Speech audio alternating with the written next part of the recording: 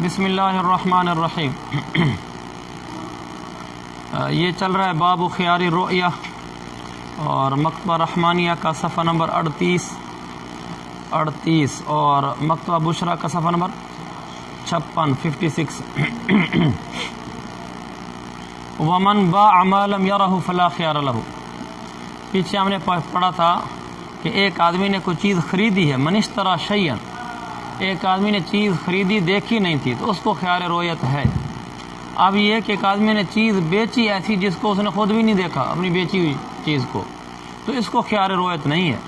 یہ ایسے ہو سکتا ہے جیسے مثلا ایک آدمی کو میراث میں کوئی چیز ملی، اس نے وہ دیکھی نہیں ہے اور اس نے آگے وہ چیز بیچی ہے، تو اس صورت میں اس کو خیار نہیں ہوگا، فلا خیار لہ۔ امام ابو حنیفہ فرمایا کرتے تھے، کان ابو حنیفہ رحمہ اللہ یقول اولا، امام صاحب پہلے یہ فرمایا کرتے تھے لہ الخیار، اس بائع کو بھی خیار ملے گا، اعتباراً بخیار العیاب، اس کی اپنے قول مرجوح، یعنی جس قول کو انہوں نے بعد میں چھوڑ دیا تھا، قول متروک کہہ لیں، یہ اس کی دلیل بیان کر رہے ہیں۔ وہ قول یہ تھا کہ بائع کو بھی خیار ہے، انہوں نے کہا اس کو خیار ہے اعتباراً بخیار العیب و خیار شرط، خیار عیب اور خیار شرط پر قیاس کرتے ہوئے، جس طرح بائع کو خیار عیب حاصل ہوتا ہے، بائع کو خیار شرط حاصل ہوتا ہے، اسی طرح اس کو یہ بھی حاصل ہوگا۔ اچھا آگے ہے وہذا، بائع کو خیار حاصل ہوتا ہے لأن لزوم العقد بتمام الرضاء زوالا و ثبوتا، هذا لأن لزوم العقد، بائع کا خیار، یہ اس کی دلیل بیان کر رہے ہیں کہ انہوں نے کہا تھا بائع کو خیار ہوگا، وجہ لأن لزوم العقد بتمام الرضاء، عقد کا لازم ہونا رضامندی کی تمامیت کے ساتھ ہے، زوالاً و ثبوتاً، زوالاً اور ثبوتاً دونوں لحاظ سے۔ پیچھے والی بات میں بتا ہی دوں، میں اس کو چھوڑ کے جا رہا تھا لیکن ممکن ہے کہ آپ کے لیے اشارہ کافی نہ ہو۔ ہم نے پڑھا نا خیار عیب اور خیار شرط پر قیاس کر کے کہ بائع جو ہے وہ بائع کو خیار عیب حاصل ہوتا ہے اور بائع کو خیار شرط حاصل ہوتا ہے۔ خیار شرط تو آپ کو سمجھ آتا ہے، تو بائع کو خیار عیب کیسے حاصل ہوتا ہے اس کو دیکھیں، حاشیہ نمبر نیچے، اعتباراً بخیار العیب فإنه لا يختص بجانب المشتری، خیار عیب مشتری کے ساتھ خاص نہیں ہے، بل اذا وجد البائع الثمن ضعیفا، بلکہ جب بائع نے ثمن کو گھٹیا پایا، مثلا اس کے ذمے تو تھے کھرے درہم اور اس نے اس کو آگے سے دیے کھوٹے درہم، اس زمانے میں ثمن چاندی کسی کے عام طور پر ہوتے تھے،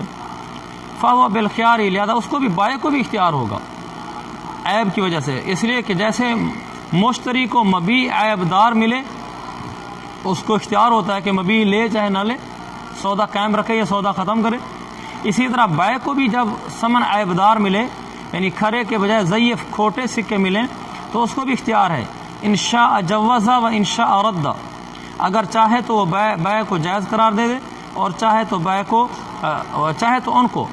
بائع کو نہیں، اگر چاہے تو ان کو درہموں کو وصول کر لے، جائز قرار دے دے، چاہے تو ان کو رد کر دے، جیسے مشتری جب اس نے اذا وجد المبیع معیبا، جیسے مشتری کو جب مبیع معیب ملے تو اس کو اختیار ہوتا ہے چاہے مبیع واپس کر دے اور چاہے مبیع رکھ لے، یہ بھی چاہے تو ان درہموں کو کھوٹوں کو رکھ لے جوازا، اور اگر چاہے تو ردہ ان درہموں کو واپس کر دے، لیکن ایک فرق ہوگا، لیکن العقد لا ينفسخ برد ثمن، لیکن عقد ثمن کے واپس کرنے سے منفسخ نہیں ہوتا، اور آگے وہ ہونا چاہیے تھا وَيَنْفَسِخ بِرَدِّ الْمُسَمَّن، مسمن کے واپس کرنے سے منفسخ ہو جاتا ہے، لِأَنَّهُ أَصْلٌ دُونَ ثَمَنِ، کیونکہ وہ اصل ہے، ثمن اصل نہیں ہے۔ یہ یوں ہے کہ جب بائع نے ثمن میں ضعیف ہونے کی وجہ سے عیب دیکھا، اس نے اس درہم کو واپس کر دیا، نہیں لیا، یہ کر سکتا ہے ایسا، بائع کہہ سکتا ہے جیسے تم میرا مبیع واپس کر سکتے ہو عیب کی وجہ سے، میں تمہاری ثمن بھی واپس کر سکتا ہوں، ایسا کر سکتا ہے، لیکن اتنا فرق ہوگا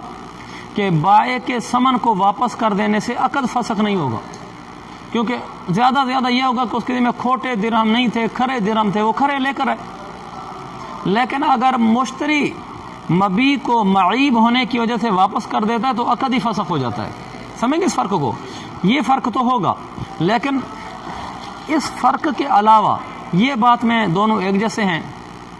کہ جس طرح مشتری کو خیار عیب ملتا ہے اس طرح بائع کو بھی خیار عیب ملتا ہے۔ اگرچہ ان کے خیار عیب کے ملنے کی نوعیت میں تھوڑا سا فرق ہے کہ مشتری کو خیار عیب بئی معنی ملتا ہے کہ وہ بالکل عقد ہی فسخ کر دیتا ہے، اور بائع کو جو خیار عیب ملتا ہے اس میں عقد فسخ نہیں ہوتا، صرف زیادہ وہ سمن واپس ہو جاتی ہے، پھر دوبارہ اچھی سمن لے گا۔ سمجھ اس بات کو؟ اچھا آگے، وہذا یہ ابو والا مسئلہ آ گیا، من باع ما لم یرہ فلا خیار لہ، جس آدمی نے ایسی چیز بیچی جس چیز کو اس نے دیکھا نہیں تھا، فلا خیار، اس کو خیار نہیں ہوگا۔ تو اور امام صاحب نے فرمایا کہ ایک قول یہ شروع میں اس کو خیار ہوگا، اس کی دلیل، اس کو کیوں خیار ہوگا؟ لأن لزوم العقد بتمام الرضائی، کیونکہ عقد کی لزومیت، عقد کا لازم ہونا ہوتا ہے جب پوری رضامندی پائی جائے۔ پوری رضامندی کب ہوتی ہے؟ زوالاً و ثبوتاً، زوالاً و ثبوتاً کے لحاظ سے پوری رضامندی ہوتی ہے۔ زوالاً کا معنی بائع اپنی مبیع کو اپنی ملک سے زائل کر رہا ہے، مشتری کے لیے یہ ثابت ہو رہی ہے اس کی ملک، دونوں میں رضامندی ہو، یعنی میں اپنے مبیع کے اپنی ملک سے زائل ہونے پر راضی ہوں اور وہ اس چیز کے اپنی ملک کے ثابت ہونے پر راضی ہے۔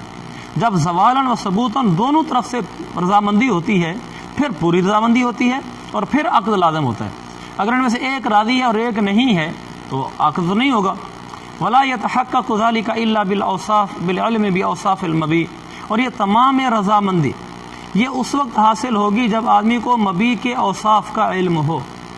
مبیع کے اوصاف کا علم ہوگا تو کہے گا اچھا جی میں راضی ہوں۔ وذلك بالرؤية، مبیع کے اوصاف کا علم ہو جانا یہ تو دیکھنے سے ہی ہوگا کہ واقعی مبیع اوصاف کا عمل ہے بھی صحیح کہ نہیں ہے۔ فلم يكن البائع راضيا بالزوال، لہذا بائع نے جب دیکھا نہیں ہے، بائع کو اس کے اوصاف کا علم نہیں ہوا، جب اوصاف کا علم نہیں ہوا تو گویا کہ راضی نہیں ہوا، اور اس کا راضی ہونا تو زوال پر راضی ہونا ہوتا ہے نا۔ معلوم ہوا کہ زوال پر راضی نہیں ہے کیونکہ اس نے دیکھا نہیں، دیکھے گا تو علم ہوگا، لہذا یہ زوال پر راضی نہیں، اور جب زوال پر راضی نہیں ہے تمامیت عقد کے لیے زوالاً و ثبوتاً دونوں رضامندی ضروری ہوتی ہے، اس لیے اس کو ہم یہ کہیں گے کہ اس کو بھی خیار ملے گا، جیسے مشتری کو خیار ملتا ہے ایسے ہی اس کو ملے گا۔ اچھا، فالعقد غیر لازم، اوپر بین السور، فلہ الفسخ، لہذا جب بائع نے اس چیز کو دیکھا نہیں تھا تو گویا کہ راضی نہیں ہوا، اس کی رضامندی نہیں پائے گی، جب اس کی رضامندی نہیں پائے گی تو عقد غیر لازم ہے، جب عقد غیر لازم ہے تو اس کو بھی فسخ کا اختیار حاصل ہے جیسے مشتری کو اختیار حاصل ہوتا ہے، یہ ان کا ختم ہو گیا۔ آگے وجہ القول المرجوع الیہ، قول مرجوع الیہ وہ قول جس کی طرف رجوع کر لیا گیا، یہ بعد والا قول ہوگا، اس سے وہ نہ سمجھنا جس میں جو پیچھے گزرا ہے کہ جس میں امام صاحب نے فرمایا تھا کہ اس کو خیار ہے، بلکہ ان کا دوسرا قول یہ ہے کہ فلا خیار، اس قول کی طرف امام صاحب کو اپنا رجوع ثابت ہے۔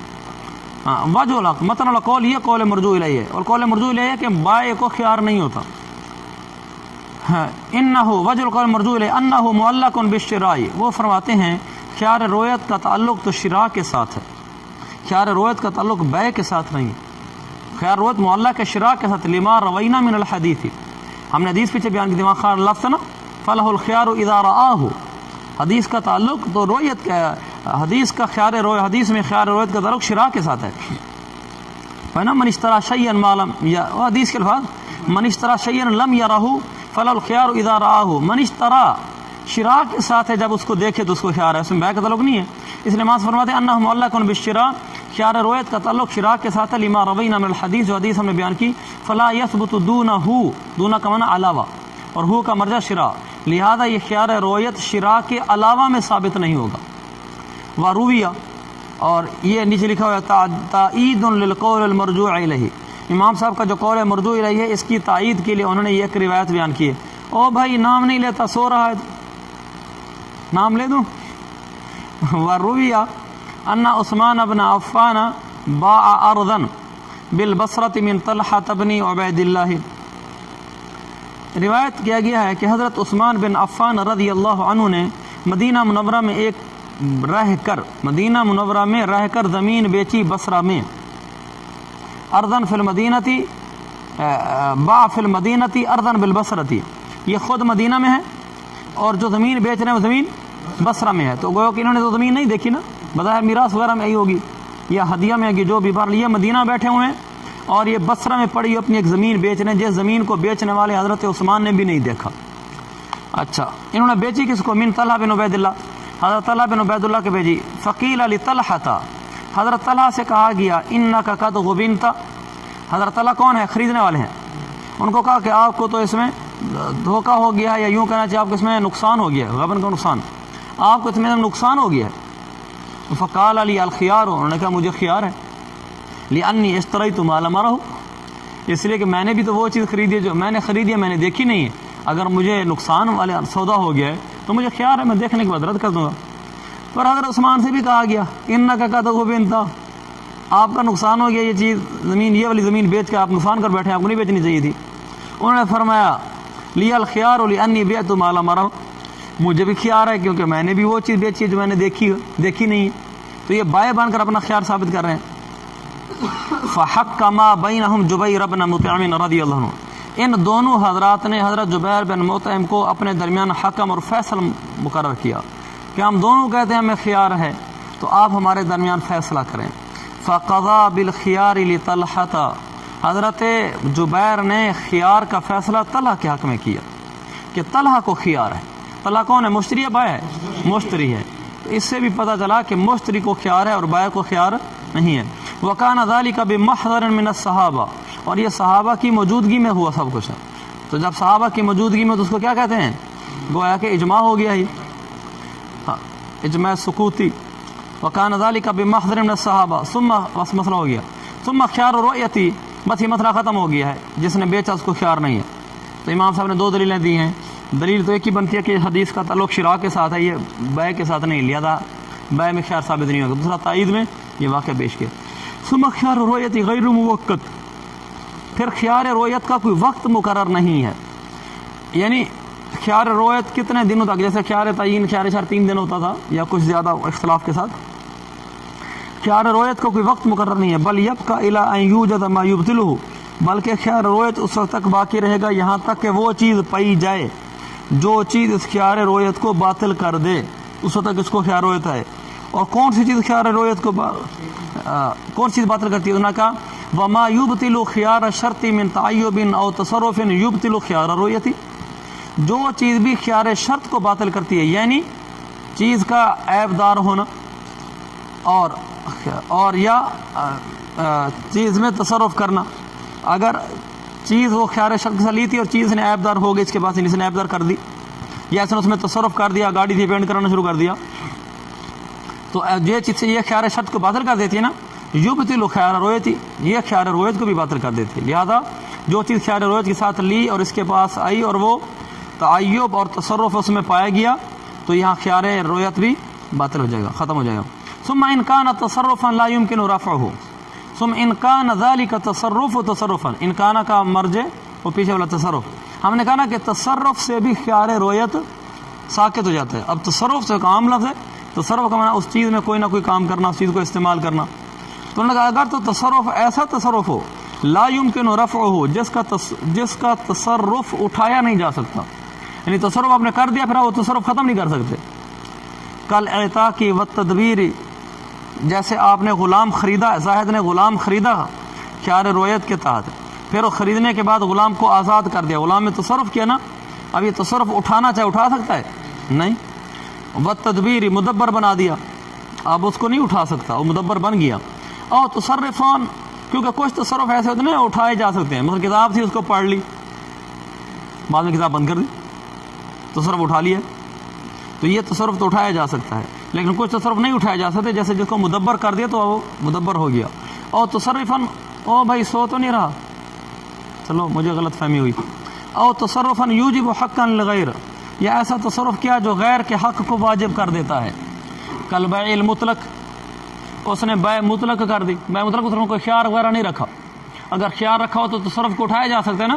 چیز بیچی اس میں خیار شرط رکھا تھا، بعد میں تصرف اٹھا سکتا ہے، لیکن بیع مطلق یہ کوئی خیار نہیں رکھا تو چیز بک گئی، تو اس میں دوسرے کا حق متعلق ہو گیا نا۔ اب ورہن، جیسے چیز رہن رکھوائی کسی کے پاس، اس میں غیر کا حق متعلق ہو گیا، اس لیے کہ میں نے اس سے 10,000 روپیہ لے کر اس کے پاس موبائل رہن رکھوایا ہے، تو اس موبائل میں اس کا حق متعلق ہو گیا کہ نہیں ہو گیا؟ اچھا، والاجارہ، اور اسی طرح اجارہ کے اندر وہ چیز میں نے آگے اجارے پر دے دی، اگلے آدمی کو رینٹ پر دے دی کہ گاڑی ہے میرے پاس، خیار رؤیت کے ساتھ آئی تھی، تم لے جاؤ، مجھے اس کا کرایہ دینا۔ یبطلہ قبل رؤیتی و بعدہا، اگر ایسا کرے گا تو پھر یہ حوالہ یبطلو کا ضمیر کا مرجع تصرف کی طرف، ہو کا خیار کی طرف، تو یہ تصرف اس خیار کو باطل کر دے گا اگر اس طرح کے تصرف کیے ہیں. قبل رؤیتی و بعدہا، چاہے یہ رویت سے پہلے تصرف کرے یا رویت کے بعد کرے. لأنہ لما لازم تعذر الفسخ فبطل الخیار، کیونکہ جب یہ عقد لازم ہو گیا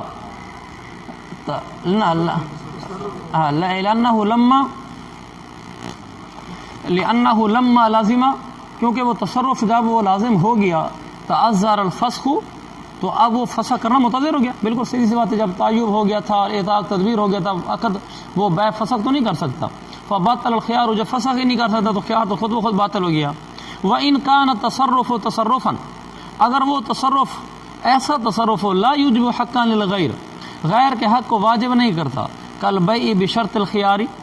جیسے بیع کی خیار شرط کے ساتھ، والمساومتی، بیع کی مساومہ کے طور پر، بھاؤ تو کے طور پر، جیسے میں نے آپ کو پہلے بتایا ہوا کہ بھی اس کا ریٹ لگ رہا ہوتا ہے، دیکھو بھی کتنے کی ہے، اتنے کی دے دینا یار، اتنا ریٹ لگا لینا. میں کروں نہیں، اتنا بارے میں نہیں آتا، تو ابھی چیز بیچی تو نہیں ہے، اس کو میں کہہ سکتا ہوں کہ بھائی ٹھیک ہے بس میں دیتا ہی نہیں ہوں تمہیں، یہ ابھی بیع تو نہیں ہوئی. والہبۃ من غیر تسلیم، یا وہ جو موبائل میں نے زاہد کو دیا ہوا تھا، خیار رویت کے ساتھ بیچا تھا، وہ موبائل زاہد نے آگے ہبہ کر دیا بغیر تسلیم کے، سپورٹ نہیں کیا، چونکہ ہبہ عام ہوتا ہے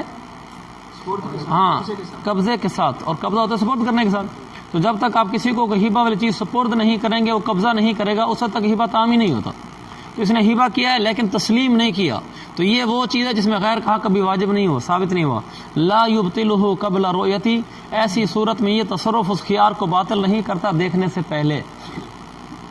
دیکھنے سے پہلے اگر اس نے وہ چیز ہبہ کر دی، دیکھنے سے پہلے خیار شرط کے ساتھ وہ چیز بیچ دی، دیکھنے سے پہلے، جیسے مثال کے طور پر میں نے ایک آدمی سے موٹر سائیکل خرید لیا، اور ابھی میں نے اس کو دیکھا نہیں، سودا تمہارا تام ہو گیا،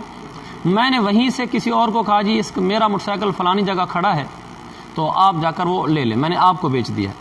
یہ دیکھنے سے پہلے میں نے اس میں تصرف کر دیا ہے. لا یبطلہ قبل رؤیتی، اگر میں نے وہ خیار شرط کے ساتھ بیچا تھا، یہ اس پیچھے والی باتوں سمیت، تو یہ والا تصرف میرے اس خیار کو باطل نہیں کرے گا.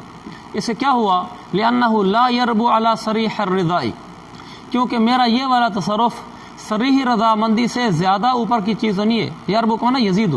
لا یزید علی صریح رضا، صریح رضامندی سے اوپر کی چیز کو نہیں ہے. دیکھو یہ میری دلالت رضامندی ہے، جب وہ چیز میں نے جو خریدی ہے ابھی دیکھی نہیں ہے، میں نے وہ دیکھے بغیر آگے بیچ دیا، اس میں یہ پتہ چلا نا کہ میری رضامندی ہے، بھی میں اس مبیع پر راضی ہوا تو میں نے آگے بیچی ہے، میری رضامندی معلوم ہو رہی ہے. اور جب آدمی رضامندی کر لیتا ہے تو وہ چیز کا کیا حکم ہوتا ہے، اس کو ہم پیچھے پڑھ چکے ہیں. اگر دیکھنے سے پہلے صراحتاً بھی رضامندی کرے، کیا کہے رضیت، میں راضی ہوں، تو بھی ہم کہتے ہیں کہ اس کا خیار باطل نہیں ہوا. اور یہ جو کام اس نے بھی کیے ہیں، ہیوا کر دیا کہ چیز میں نے آپ کو دے دیے، مثلا وہ جو موٹر سائیکل لیا تھا مجھ سے زاہد نے، ابھی تک اس کو دیکھا نہیں تھا، اور اپنے دوست نعیم کو کہہ دیتا ہے کہ یار وہ جو موٹر سائیکل میں نے خریدا نا وہ میں نے تجھے ہبہ کر دیا ہے،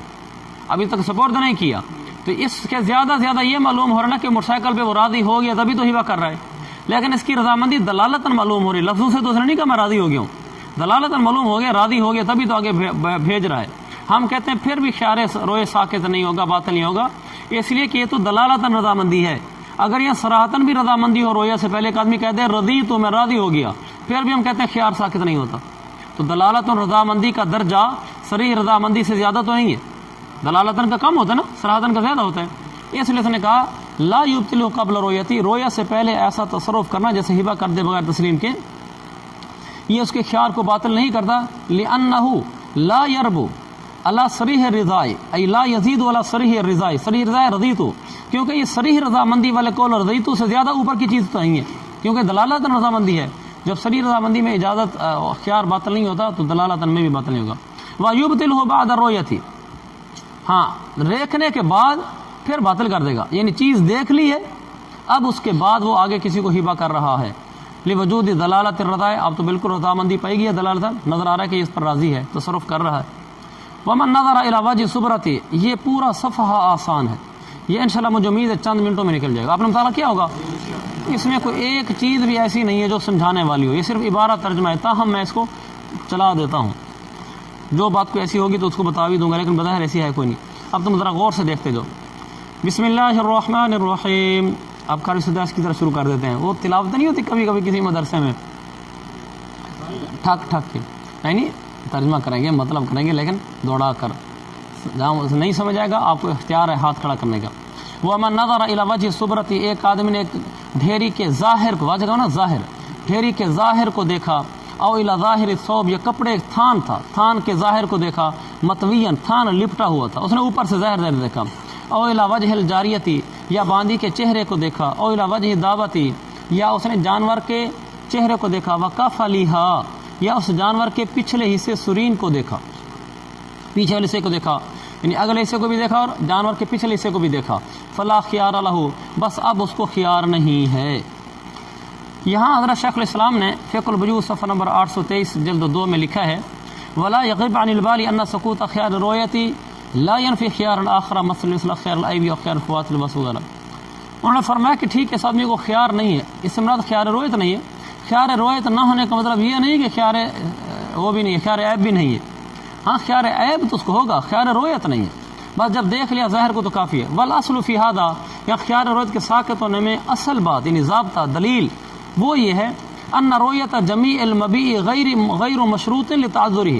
پورے کے پورے مبیع کا پورا دیکھنا یہ تو شرط ہی نہیں ہے, لتعذرہ, کیونکہ پورا دیکھنا متعذر ہے. جیسے آپ نے غلام خریدا, آپ اس کا سطر نہیں دیکھ سکتے, تو جب سطر نہیں دیکھ سکتے آپ تو پورا مبیع دیکھنا ممکن نہ ہوا نا. فَيُكْتَفَى بِرُؤْيَةِ مَا يَدُلُّ عَلَى الْعِلْمِ بِالْمَقْصُودِ, لہذا اس دیکھنے پر اکتفا کیا جائے گا جو مقصودی چیز کے علم پر دلالت کرے, کہ جو چیزیں مقصود ہے نا وہ مقصودی چیز آپ جان لیں. علم بالمقصود, مقصودی چیز آپ کو معلوم ہو جائے, جب وہ ہو جائے تو بس اتنی رویت کافی ہے. جیسے جو دیکھنے کی مقصودی چیز ہوتی ہے, آگے وضاحت بھی کریں گے کہ اس میں مقصود کیا چیز ہے. مثلا باندی خریدی جاتی ہے تو چہرہ مقصود ہوتا ہے, جانور خریدا جاتا ہے تو آگا پیچھے اگر آدمی دیکھ لے تو آدمی کو جانور کا سارا اندازہ ہو جاتا ہے. اچھا, ولو داخل فی البیع اشیاء من جنس واحد, اگر بیع میں ایک ہی جنس کی کئی چیزیں داخل ہوگی, مثلا ساری کتابیں رکھی ہوئی ہیں ہدایت ثالث کی ایک ہی مکتبے کی, تو ایک ہی جنس کی ساری چیزیں نا. فإن كان لا يتفاوت أحدها, اگر وہ چیزیں جو بیع میں داخل ہوئی ہیں اگر ان کی اکائیاں متفاوت نہ ہوں, اکائیاں متفاوت نہ ہوں, جن کو جو ایک ایک دانے ہیں وہ سارے ایک جیسے ہوں, جیسے ہدایت ثالث کے مکتبہ بشرا کی 20 نسخے, جیسے کل مکیلی والموزونی, اگر ان کی اکائیاں متفاوت نہ ہوں, جیسے مکیلی اور موزونی چیزیں, مکیلی گندم ہے, موزونی لوہا ہے, کہ آپ نے لوہے کے 50 پیس رکھے ہوئے ہیں, گندم کے 20 کلو گندم رکھی ہوئی ہے, ان کے جو آحاد ہیں وہ متفاوت نہیں ہیں, ایک جیسا لوہا اور ایک جیسی گندم رکھی ہوئی ہے. وہ علامت ہو, اس کی علامت کیا ہے, کس چیز کی علامت, کیسے پتہ چلے گا کہ یہ وہ چیز ہے جس کی اکائیاں جدا نہیں ہوتی, اور یہ کون سی چیز ہے جس کی اکائی جدا جدا ہوتی ہے. اس کو پہچاننے کا ضابطہ یہ علامت ہو ان یعرض بالنموذج, یہ درمیان میں جملہ معترضہ ہے, عبارت ابھی چل رہی ہے, یعنی عبارت یوں ہے, پیچھے دیکھو. فإن كان لا يتفاوت آحادها كالمكيل والموزون يكتفى برؤية واحد منها, یہ عبارت ہے. جب کہا نا کہ ایسی چیز جس کی اکائیاں متفاوت نہ ہوں, انہیں پھر اس کی علامت یہ ہے, متفاوت نہ ہو, علامت ہو, اس کی علامت یہ کہ ان یعرض بالنموذج, جو چیز نمونے کے طور پر پیش کی جائے, ہماری موجودہ زبان میں سیمپل کے طور پر پیش کی جائے. آپ دکان پہ جاتے ہیں نا گندم لینے کے لیے,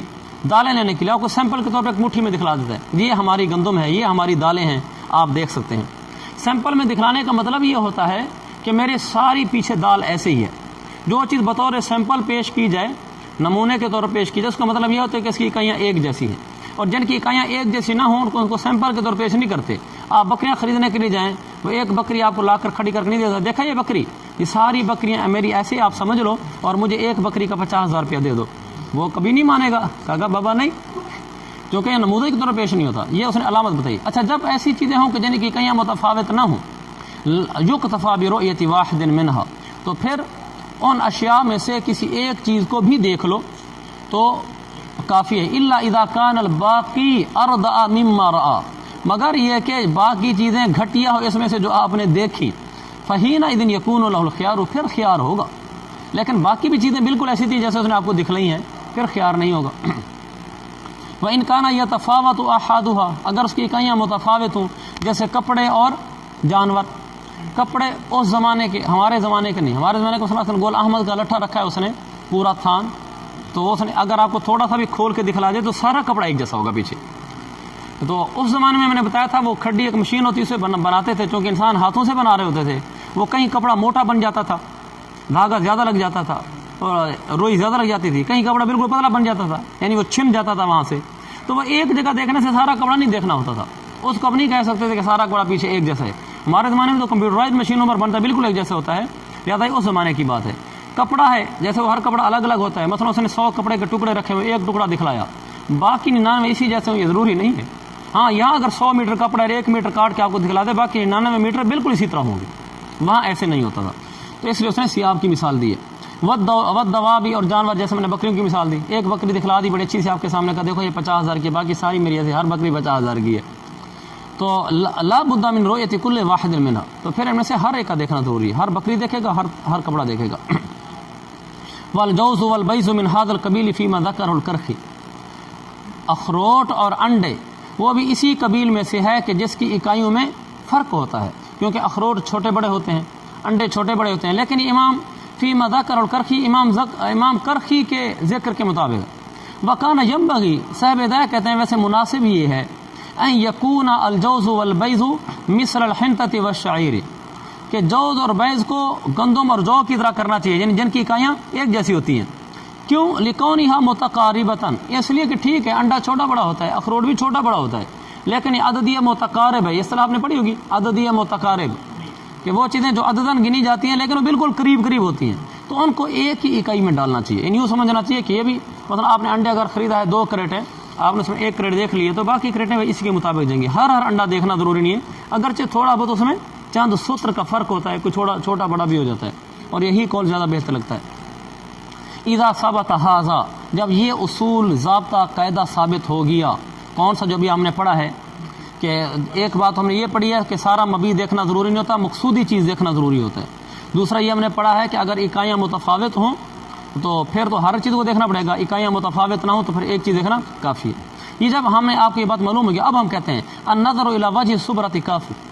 اب ڈھیری کے ظاہر کو دیکھنا کافی ہے، لأنہ یعرف وصف البقیۃ، کیونکہ یہ جو دیکھنا ہے یہ باقی کے وصف کا بھی تعارف کرا دیتا ہے،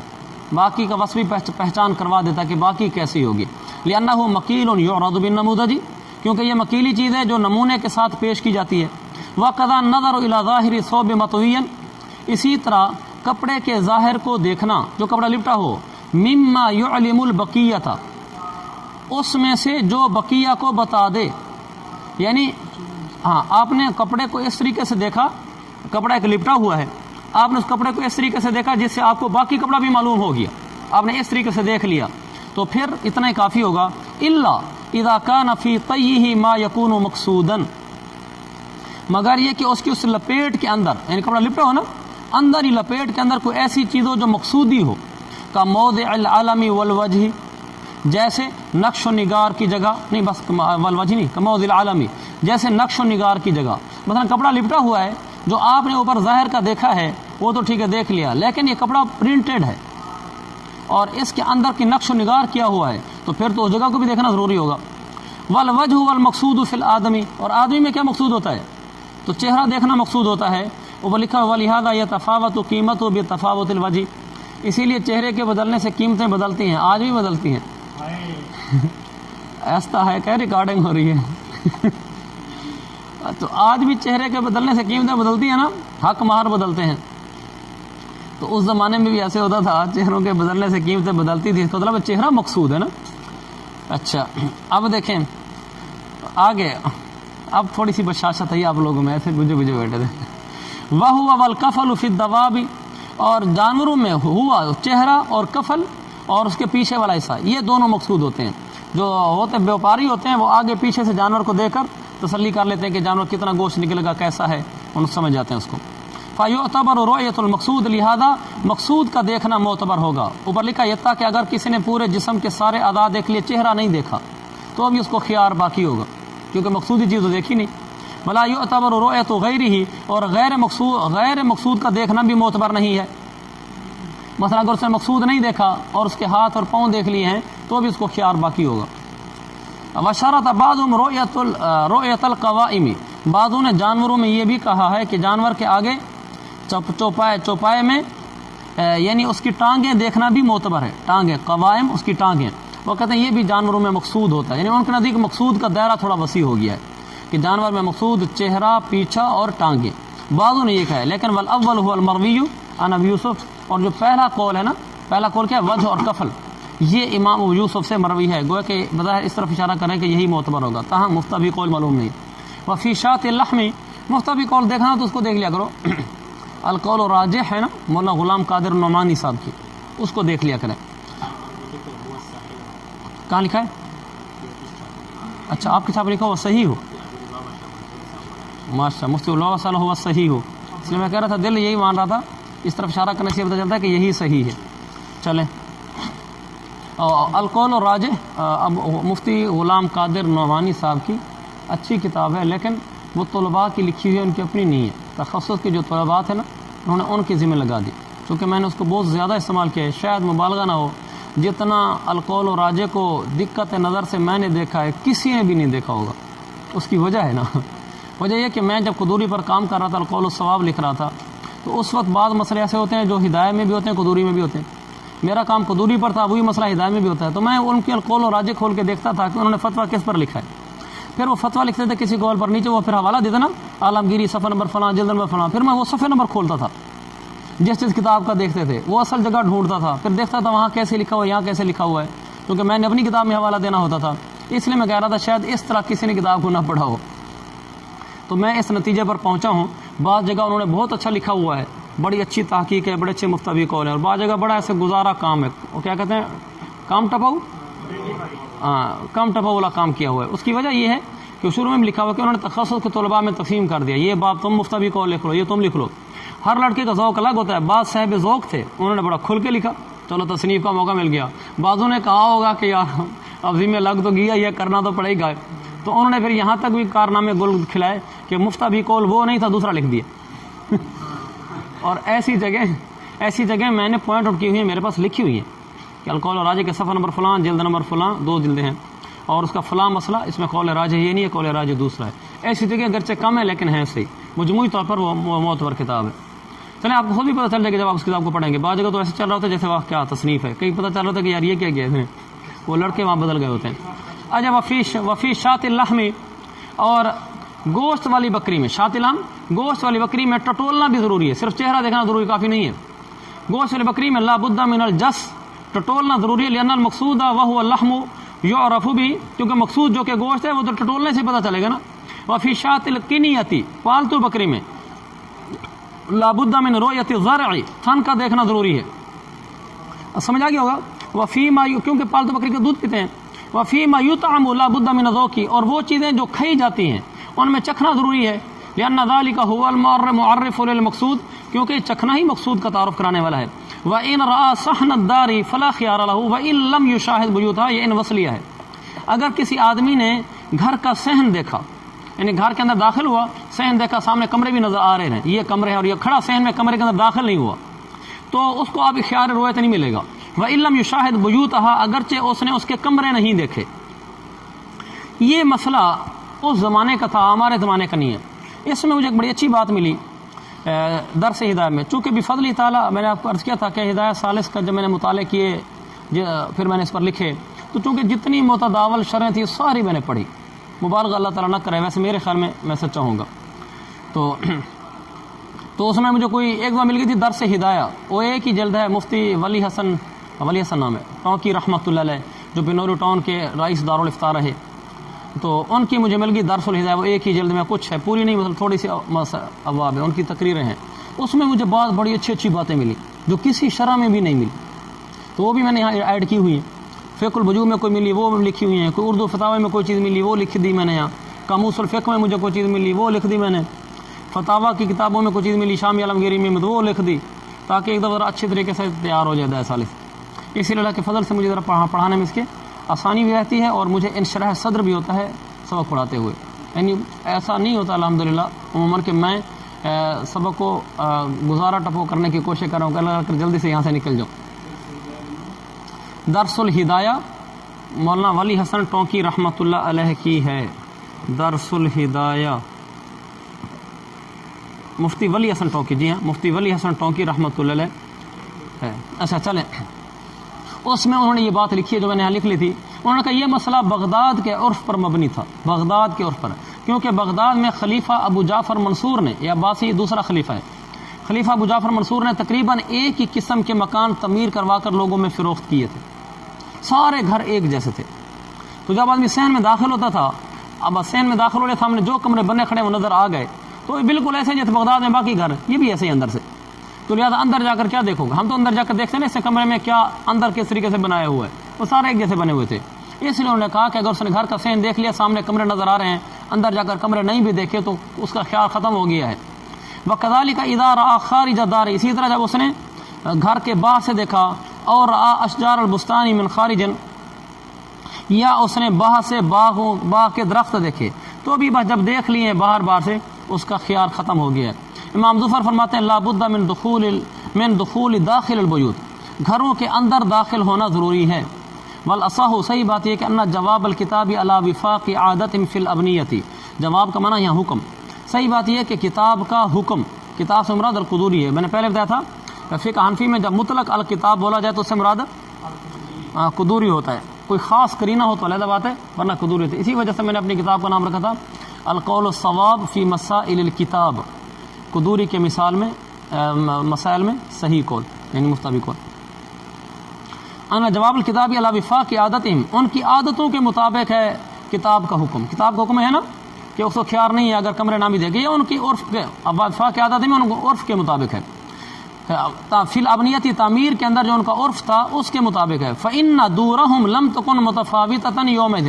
کیونکہ ان کے گھر اس وقت اس زمانے میں متفاوت نہیں تھے، ایک جیسے تھے۔ فأما اليوم فلا بد من الدخول فی داخل داری، آج کل کے زمانے میں گھر کے اندر داخل ہونا ضروری ہے، للتفاوت، کیونکہ آج کل گھروں میں تفاوت ہو چکا ہے، ہر آدمی کا گھر الگ طریقے سے بنا ہوتا ہے، لہذا محض صحن دیکھنے سے گھر کا دیکھنا لازم نہیں ہے۔ والنظر الى الظاہر، اور ظاہر کو دیکھنا لا یوقع العلم بالداخلی، داخل کے علم کو واقع نہیں کرتا۔ آپ نے ظاہر گھر دیکھ لیا، اندر گھر کے اندر داخل میں کیا ہے یہ سے تو نہیں پتہ چلتا، لہذا اندر بھی دیکھنا پڑے گا۔ اچھا آگے، ونظر الوکیل کا نظر المشتری،